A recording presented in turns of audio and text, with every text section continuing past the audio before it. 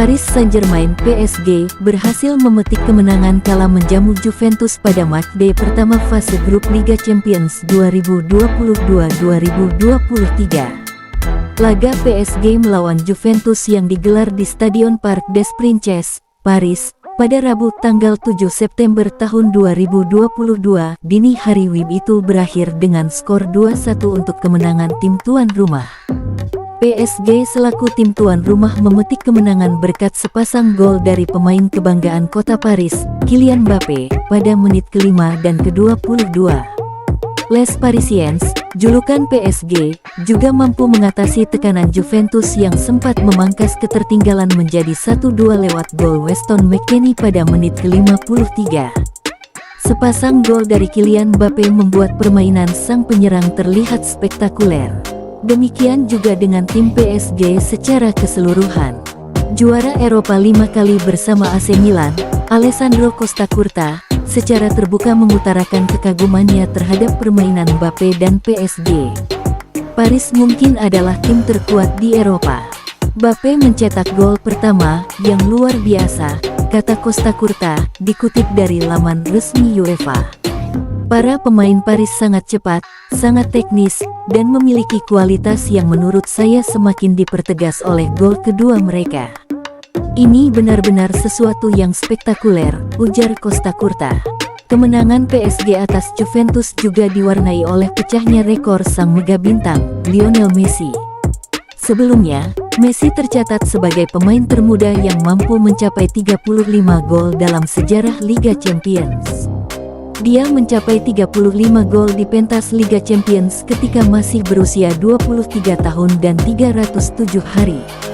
Namun, rekor tersebut kini telah dipecahkan oleh Mbappé yang mencetak gol ke-35 di pentas Liga Champions pada usia 23 tahun dan 260 hari.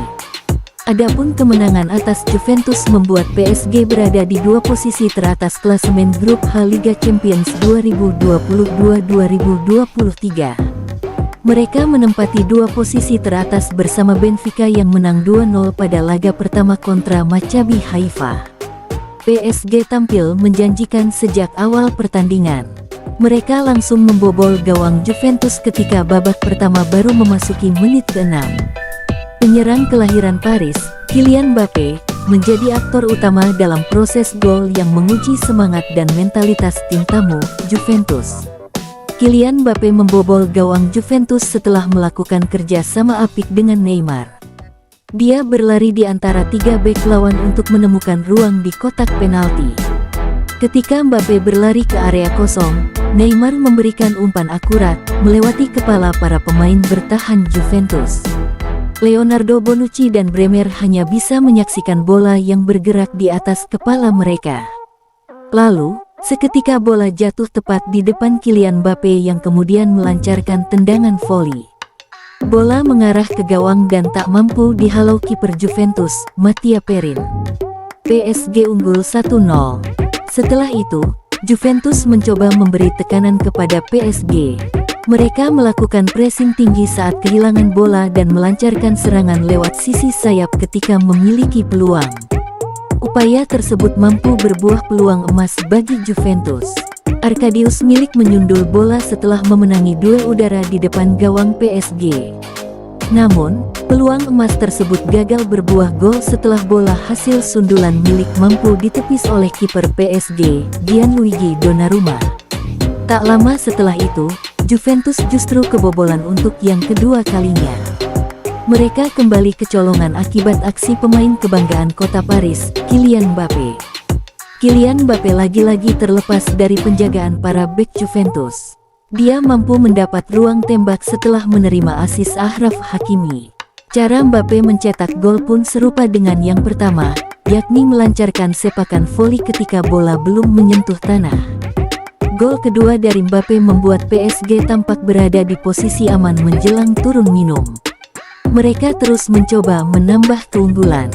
Akan tetapi, gol ketiga tak kunjung datang hingga peluit tanda turun minum berbunyi. PSG masih unggul 2-0 atas Juventus.